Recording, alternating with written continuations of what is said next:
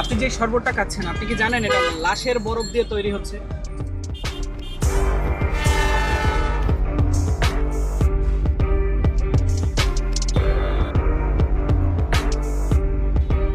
তীব্র গরমে হাঁসফাঁস করছে শহর, আর ঠিক তখনই ফুটপাতে পাওয়া যাচ্ছে এক গ্লাস শরবত মাত্র 10 টাকায়। সস্তা আর এই ঠান্ডা পানীয় যেন প্রাণ ফিরে দিচ্ছে ক্লান্ত পথচারীদের। কিন্তু শরীর জুড়ানো এই শরবতের আড়ালে লুকিয়ে আছে ভয়ঙ্কর এক মৃত্যুর ফাঁদ। ভাই, আপনি যে শরবতটা খাচ্ছেন, আপনি কি জানেন এটা লাশের বরফ দিয়ে তৈরি হচ্ছে? না, আসলে আমি জানতাম না। কিছু কিছু ব্যবসায়ী আছে যে ওরা আসলে মনে করে যে আমি বিক্রি করে টাকা ইনকাম করতে পারলেই হয়। ওনার এটা আইডিয়াও মাথার ভিতরে নাই যে আমাদেরকে কি খাওয়াচ্ছে।